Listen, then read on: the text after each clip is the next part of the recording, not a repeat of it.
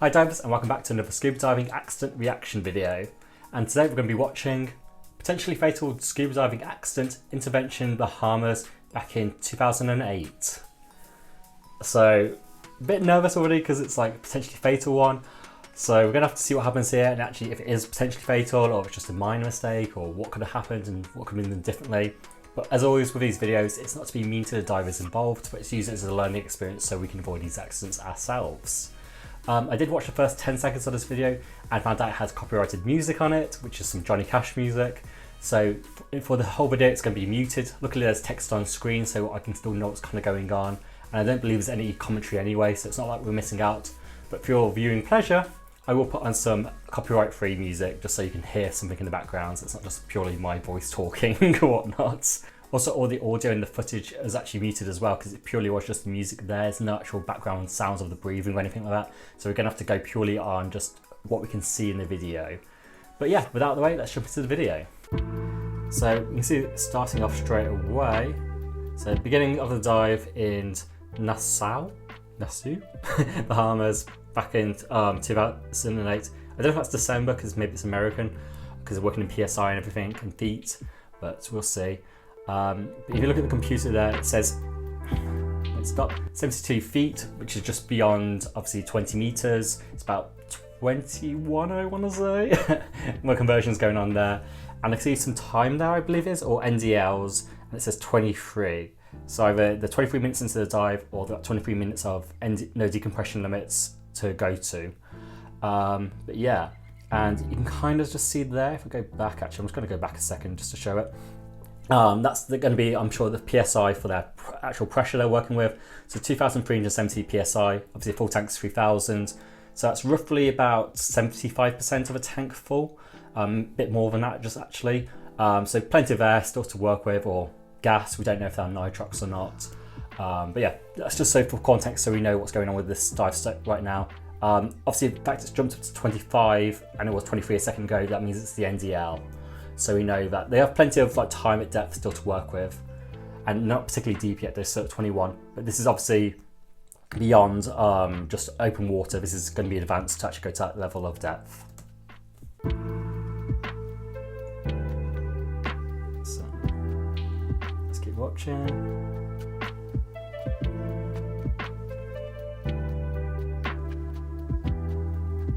Not the best trim there, that diver. He went kind of a bit more vertical.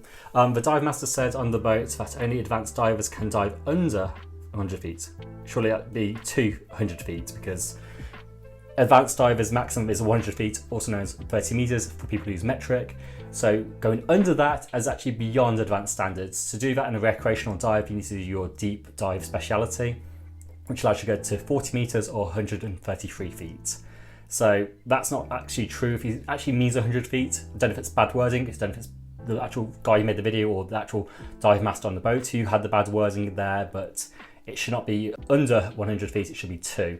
Only 3 of us raised their hands. So that's a bit worrying. So either they are certified to go beyond 100 feet or they're not even meant to be getting to 100 feet. They might be just all open water divers, the other divers there. Just kind of a quick note, by the way, this check should not be made on the boat. This check should be made before the divers even sign up for the diving. You want to check that they're certified, you get their certification card or look them up on the system. And when you look upon the system, you know what level they've been trained to, any certifications they have, so you know their max depth limits. And then you can group them properly on which guide they're going with, so everyone stays within the right limits, so no one goes beyond any depth limits. So this is very late to be checking, hey guys, how deep can you dive? Can you just remind me? No, this needs to be checked before you even get on the boat. It should be checked when they're signing up, when they're filling out the forms. So this seems very sloppy already, so I'm a bit worried about the dive master. Very negligent to do so. Again, going back out of trim, so maybe too weighted on the lower part of their body there. The fact they actually are like going more vertical, it's probably that they're too weighted on the lower half of their body. Transition. The reef looks quite pretty to be fair to it. Wow, so just first off, very spread out. Some people are way higher, some people are way lower. That's not good at all because your group's not spread up. There could be a different dive group. We could assume that's a whole other dive group and just showing it and it's just 2 groups very close to each other. But the reality is if they are in the same group, they need to be closest together. This wall dive was very steep, pointing control is critical. Very true. So on a wall, obviously, you need to keep an eye on your computer a lot more because it's very easy to go deeper. If you have somewhere for bottom, obviously you hit the bottom, not good, but at least you don't go any deeper accidentally. If you're on the wall, but however, it's very easy to accidentally go deeper if you're following the ridges of the wall because they're not always perfectly level. They can sometimes go deeper and deeper. So if you're not looking at your computer and keeping an eye on your depth, it's very easy to go way beyond your depth limits. And that's obviously a big problem. And especially when you're going deeper as well, you can go get closer to your NDLs because that's going to get less and less time the deeper you go. So that reason you can actually enter decode accidentally. And yeah, I don't want to get into it too much, but a lot of potential problems with wall dives. So keeping an eye on your computer is vital for this to actually avoid it. And having good buoyancy control too, so you're not just accidentally drifting and getting deeper and deeper too. So yeah, let's just see how this goes. Oh. That has such dive master vibes or dive master trainee vibes. The fact it's just in shorts and like no top. I'm at 100 feet, so this is depth limits. Just a reminder, actually, just go back to where it shows the computer there. So the reason why you don't want to go to 100 exactly is that if you're an advanced open water diver, 100 is your maximum, same as 30 meters. So 30 is your maximum in meters, 100 is your maximum feet. You actually want to have a little bit of buffer room on that. So you never want to actually touch the hard limit. You want to go a little bit shallower than that, so maybe like 95 feet or 28 meters or 27 meters. Because if you are on a wall where you potentially can have down currents, you can accidentally go beyond your depth limit. And if you go beyond your depth limit to what you're certified to, your insurance might not pay you out if you have an accident. So it's very important you actually stay strictly within your limits. So don't go to the hard limit, have a little bit of breathing room, don't go beyond that. Because if that number goes now to 101, 102, you've gone beyond your limits and you won't be insured if you do have an accident. Yeah, that's not great. Oh, 101 just there, so that person's now got the broken depth limit if they are only 2 on that level of advanced open water. Again, I don't know if they are or not. They could be deep speciality. So trim right now is looking pretty bad for like all the divers. Them in the background, they're completely vertical, not good, so just kicking downwards. That diver there, kicking downwards, and you can see from their body position as well, they are kicking to stay afloat, it looks like, to hold position where they want to do. Not good. Add some more air to the BCD to get the proper buoyancy control there. Do not use your fins to keep you in the right position. Realistically, this is just very sloppy. And I think, again, you can see the cameras in their hands, so they could be getting distracted by the camera. And that's where often we've seen before in other videos, like this video, that when they get distracted by camera, lots of the fundamentals go out the window and they get sloppy and not diving the correct way we should be diving in a safe manner. But yeah, the fact that they're pretty much all vertical to some degree is not good. Yeah, you need to have your buoyancy control down. There you go, dive master. I'm guessing they're a dive master trainee or dive master. The fact the way they're dressed, they've actually got good trim. These two guys were way deeper. 70 feet was where they were supposed to be. That's a weird depth limit. So 70 feet is a bit of a weird one. It's actually about 20, 21-ish meters. We'll have to look up. I'll put on screen now the conversion. But just to make it clear, that's no longer obviously open water. It's advanced, so everyone has to be advanced to go to that depth limit. But usually if you're going to do a dive like that, you might go a bit deeper than just 21. 21 is a really weird number to choose as your kind of max depth. So 70 feet is there. Hey, we're going beyond 70 feet. It's a weird stopping point, especially on a wall. So don't know why that is their stopping point. Don't know what reason there could be for that. But the fact they have gone beyond it, and if they are part of the buddy group, they've gone further away from everyone else. So right now, if you are the guide in charge of this, or if you just want to be a good buddy to them, make some noise with a tank banger, with a whistle, with like just a double-ended clip. Get some wave, get their attention, wave to them, and go. Remember, guys, stay close, buddy up. And also, you can do with that is also if you're giving them signal, come up to my level. Don't just give them a come up because that sometimes confuses people. Thinks, oh, we're entering the dive, we're going up. Come up to my level means come up to my level. You can also do the same by way of come down to my level if they're a bit higher than they need to be. But yeah, they're too deep. They need to be closer to the group. You need to stay nice and close. Very easy to do again on the wall. So this is very sloppy. The guide or dive master needs to take control of the situation a lot better right now. But yeah, those kind of not really. Wait a second. Was that guy then just moving his arms? Let's just have a quick look. And they're at 111 now. So that is obviously beyond 30 meters. So that is about 33, I want to say. Well, I'm not very good at my imperial conversions off the top of my head, but just going off it, so it's about 33 meters. So that's no longer actually advanced. This needs to be deep specialty certified divers doing this dive. And obviously they're even deeper than that by another 5 meters or so. So they are getting really deep and getting closer and closer to the 40 meters, which is maximum for recreational divers. So that's really worrying. But the fact was, we could see him actually moving his arms. So if I just play it back again, you can see he's moving his arms, which is basically unnecessary movements. It looked like then to me. I'm just going to see if it does play it even more so. So they're acting funny to me. So that could be narcosis. There you go. Yeah, he's moving his arms. So when it comes to stuff like this, there could be gas narcosis involved. They've gone deeper, especially if they're down like 35, 36, 37 meters. I can't really tell. It's hard to gauge just from this footage. But when you're down there, gas narcosis definitely becomes a factor. It's my namesake, Narked Tom, so I know about this. Personally, I get the giggles, but other people, the more common things people get are lack of coordination, false confidence, not paying attention to things they should be doing. So the pressure gauge, for example, they're not checking their computer. So a lot more risk factors kind of get involved there because they're being a lot more negligent. He's not obviously paying attention, he's using his arms, which you know you shouldn't be doing because it's waste energy. Obviously as well, at that point you're at 4 point something atmospheres of pressure, so you're breathing over 4 times faster than you would on the surface. So if you are doing unnecessary movements, you're going to be burning through your air even faster. So this is really worrying.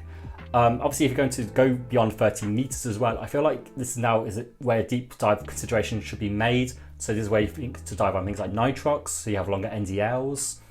You could also have bigger tanks, so instead of having like the standard 10.7 litre tank, you have a 15 litre tank, which we're looking to call the big boy tank, so they have a bit more air to work with. They could also dive on side mount or twin tanks, or even have an extra stage with them. Or you can even organise with the boats, so when you deploy your DSMB, to add a drop tank to your DSMB. So at the point in the dive when you decide you're going to start to shallow up, deploy your DSMB, the boat crew can come along, attach a drop tank to it, so when you do safety stop, you can all switch over to drop tanks, and that way then you have extra air to work with, so that you can actually have these longer dives without having to worry about will we run out of air.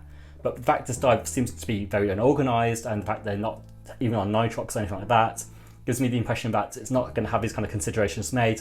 So running out of air is a big risk right now, especially going this deep. Exhausting a concerning amount of air. Yeah, you can kind of see from bubbles as well, by the way, if you're just looking observingly. So their NDL now, if you look, is at 6 minutes. Personally, I do not like to see it get anywhere near that. For me, as a when I do recreational guiding, 5 minutes on NDLs is the limit I'd like to get to. So you never really want to go beyond 5 minutes if you're doing a recreational scuba dive. And at that point, you should start thinking to ascend. So right now, they should be ascending, because if that number goes down to 0, you're going to go to deco, and that means you have to do mandatory stops on your ascent. And as we've already seen, these people are not diving correctly, they're not in trim, they're also moving unnecessarily with their arms. So there's a lot of wasted air going on here right now. So the biggest concern right now is that if they do hit deco, they might not have enough pressure in their tanks to actually complete the deco stops. So if they just ignore that, go straight up, or they're not even trained to understand that they have to do these mandatory stops, a lot of these divers could get the bends or DCS right now, which is really alarming.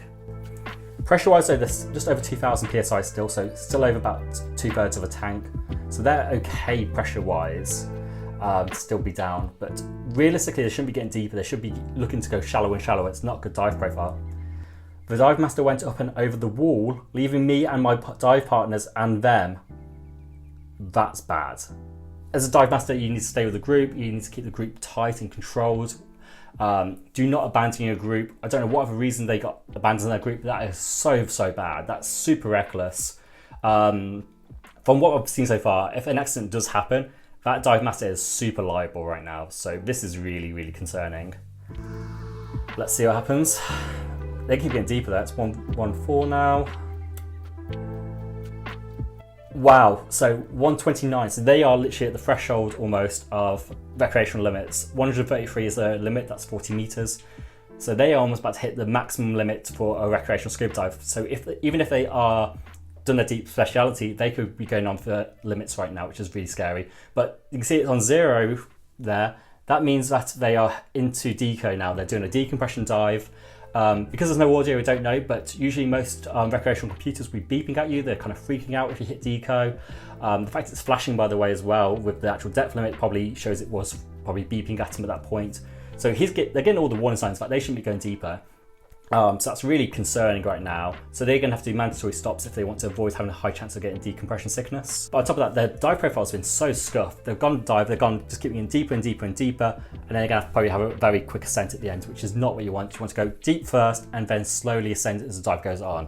So they're having an opposite kind of dive profile that you would want to do to have a safe dive. Can't see what the pressure is exactly yet. See in a second. I went to check on the other two divers. They were deeper than they should be. So they're even deeper than that. So they are definitely beyond recreational limits. The two of divers are really bad to be doing, especially on a single tank, which is just on standard air. That's very, very reckless. I'm trying to see if I can see actual pressure. 1760. So they are almost 1760. That's just above half a tank. So just above that 110 bar, I want to say. But obviously when you get to half a tank, that's usually the point in the dive you want to shallow up. So this makes no sense that they keep getting deeper and deeper right now. If this diver is competent themselves, they should know that they should be looking to get shallower now instead, because at half a tank, that's the point you should be shallowing up on a dive if you're doing it properly. So very concerning. I don't know if it's just because these other divers are there, but reality, if this person is competent, if they're a dive master, instructor, whatever their certification is, they should have intervened by now. Even if it's not your actual group, I personally couldn't stand by as a bystander, even though it's like, oh, not my circus, not my monkeys. No. Intervene. They should have intervened way sooner right now before even hitting deco. This is very, very concerning. But we'll see how they handle it. Yeah. I left my camera rolling. It was floating above my wrist. Good. So not good. Obviously, the dive profile was really bad and whatnot. And the fact they've intervened so late is not the best. They could have done it sooner. But actually putting the camera aside is a very good idea. As I said before, people can get distracted by the cameras and then they just all the fundamentals go out the window. But especially if you're dealing with a potential accident or something could go wrong, you want to have both your hands free so you can actually respond as best as possible. So ignoring your camera right now is a very good call, just so you have a bit more flexibility to work with.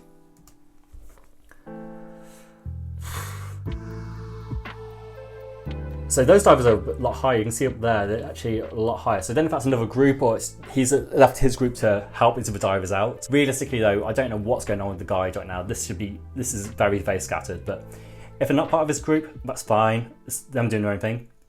But if they are part of the group, it's just completely wild how separated they all are. Yeah, very, very potentially dangerous and just very, very careless. So in fact, he's looking at them. Maybe they are part of the group. But so they've gone even deeper. I don't know how deep they are now. They keep getting deeper and deeper. This is one of the issues with wolves. It's very hard to tell. So they're busy taking pictures and not checking each other's air. Do not do this. As I say, cameras are one of the biggest hazards we can have in the water. People get distracted. All the fundamentals go out the window. They forget to check their air, but also their depth right now. Also, probably their NDLs because they're all probably in deco. Very, very scary. This is why it's one of the things, until you have all your fundamentals down and you're a competent diver, you should not be bringing a camera with you on a dive. Because even good divers can be bad when they have a camera in their hands. Also, the reef is very pretty though. What's the dive left at? 140, so they've gone beyond recreational limits. Oh, it's gone up to 4 again. Wow. Okay, I don't know what's going on with the computer there. So they didn't respond to them giving air. So yeah, if you don't get a response, if you go, how much air do you have or how much pressure you have, whichever way you like to do that signal, and you don't get response, check it yourself. So dive 1's at 700 PSI. That's like less than a quarter of a tank. So about 50-ish bar. Yikes. So that's very low. It's gone beyond the kind of hard limit. Most of the time, by the way, when it comes to recreational scuba, you want to end a dive with a minimum of 1/3 of a tank, which is about 1000 PSI or 66 bar.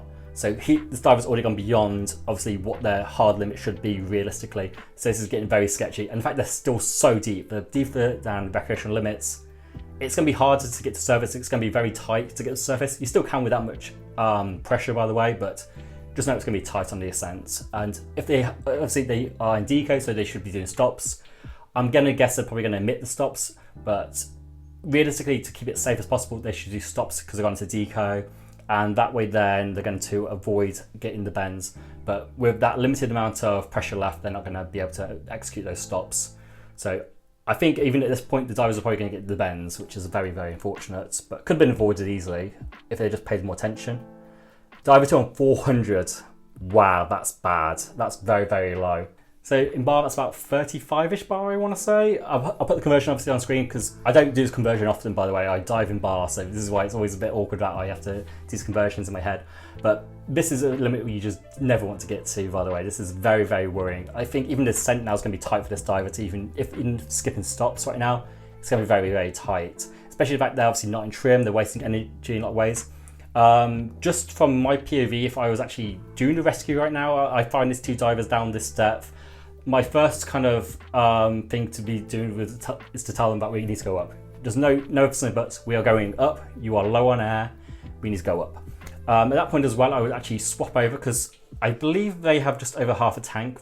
I'm not sure exactly what their actual pressure is, the diver, but you should share air with that diver who's on 400. And also then at that point, then keep a close eye on the one at 700 and just keep an eye on how much pressure they have as we're going on the ascent. But just keep them going on the ascent. And depending on how much pressure we have to work with, try and maybe do one stop at the halfway point and then continue. But you need to make sure they can get up there without an out of air situation because you can only share air with one of the divers, not both of them. So very, very worrying. You've got limited kind of things to work with. Another thing you could actually do, because we saw two divers a bit shallower than them, is if you can move your scent towards those other two divers, explain the situation to them that one of you could share air with the one who's on the 700 bar right now, or PSI, sorry, and that way then we can actually help us all safely get to the surface together and end the dive. But it's very scuffed. It's very limited things you can work with here. But the biggest concern is that they could run out of, obviously, air in their tanks, and then they could actually have a situation like that where they could drown. So you need to get them out of the water. But all three divers right now have a very high chance of getting DCS, no matter what happens. Oh, here we go. We're going to have a look at 1640, so just above half a tank, and at 150 now.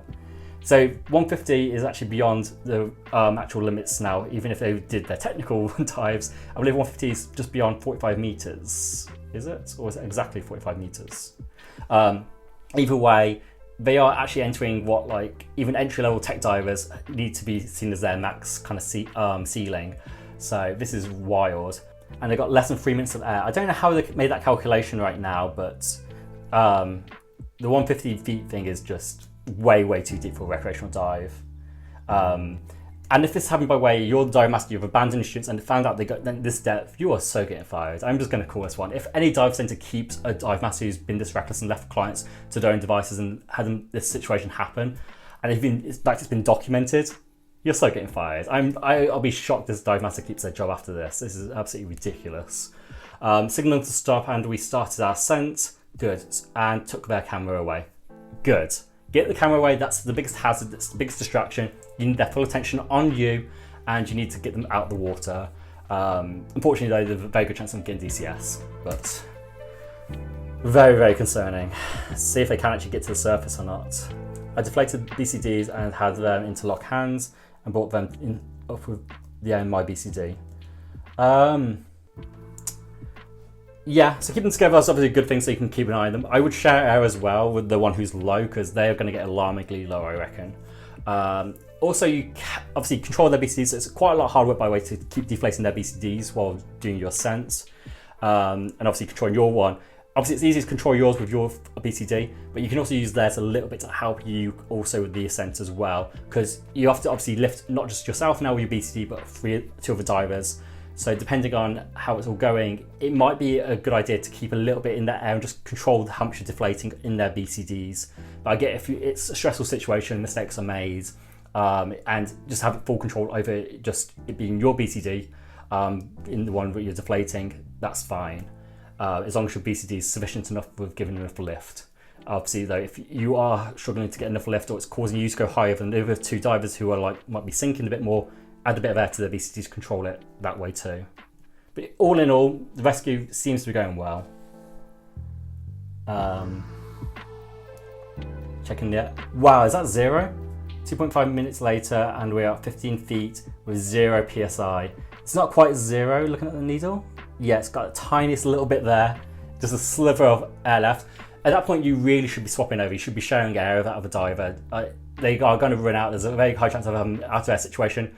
And if they're not trained or they're not with it still and from what you've seen so far, they're not going to probably act the right way. There's a good chance they're going to bolt to the surface. And depending where you are in the world, if there's boat traffic going on, I think Bahamas would have boat traffic. Let me know if you are someone who's dived in Bahamas and if you know if that's common or not. Just keep that in mind that you want to avoid them potentially bolting to the surface or grabbing for your regulator or even their buddy's one who's also low on air. It's a very easy thing to avoid by just actually sharing air with these divers, this diver right now. Because you've had that half tank, obviously it's getting a bit tight, but it's better than how low they were getting. But yeah, it seems they're getting towards the surface. Today was their lucky day. It really was, because they were just going to run out and they couldn't even share with each other. Wait a second. This is your dive partner at 12 years old. If that's true, this is even more illegal than I thought it was. So, from memory, 12-year-olds can only go to a maximum of 12 meters. However, if supervised by an adult, they can go to 18 meters. I'll check if that standard is correct. I'll put on screen right now if that is true or not, just to double check myself on that one. But from my knowledge, 18 is their maximum, which is 66 feet. So they've gone way beyond that limit. If anyone's not sure why we have a limit for ages, it's because it's still a developing body. So obviously we don't know what the pressure is going to do to a developing body. We don't know what the nitrogen absorption is going to do to a developing body, which is the same reason why we don't let pregnant women dive, or why pregnant women don't want to test out what would happen to themselves if they dive, because we don't know what that would do to a developing embryo or fetus inside the body. So that's why we put limits on depths for children. But if that is a 12-year-old, that is super, super bad. As I say, there clearly was not enough checks done in place. The dive master didn't know who actually could go to a certain depth. Divers were all at different depths themselves.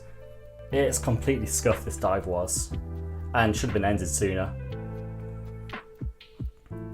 Yeah, stop checking the air at this point. You really should be just given, please dive within your limits. There's not a certified rescue diver on every recreational dive. So I'm assuming this guy's actually a rescue diver. So thankfully he did do somewhat level, but I think he could have intervened sooner. And similarly, it shouldn't be expected for a client to intervene this hard. I don't know why the dive master just bolted and left them to their own devices. That's incredibly reckless. But yeah, just to go over all of that again, this is why you check what divers can dive to before a dive starts. So make sure everyone's diving within their limits, just for both safety reasons, for what they've been trained to do, and for insurance reasons. So if an accident does happen, that they actually are covered. Group control should have been tighter. Buoyancy control should have been better. Divers should have been in trim. The divers who drifted below should have been made to come back to the group and stay closer to them. People were not checking the air gauges clearly enough. People were distracted by cameras. I can't explain how many issues there were with the dive. Thankfully, the guy did go to the rescue, but could have done it sooner. He should have shared air with them so that they didn't potentially run out of air on the ascent. And clearly, the fact they hit deco and they didn't actually do any stops by the looks of things, especially with how limited air they had left, they probably got the bends or felt very rough after this dive and were not probably allowed to dive for the rest of the day, or maybe even the following day, because of the amount of nitrogen absorbed into their bodies. So yeah, not great, not a good example of recreational diving, and I'll be amazed if that dive master even keeps their job after the end of this dive, because that is just ridiculous. But yeah, if you thought I've missed anything else, by the way, or you think there's any comments I could have made, leave a comment down below. I feel like I talked a lot in this video, but if I did miss anything, feel free to leave that comment down below. And if you enjoyed this video or found it helpful in any way, please give it a like. It helps me out a ton to help other divers find this video too. And if you want to see more from myself, Narked Tom, feel free to hit that subscribe button and hit that bell notification icon to get notified when I post my next video. Anyway, divers, I hope you're having safe and awesome dives, and I'll see you in the next video. Bye bye.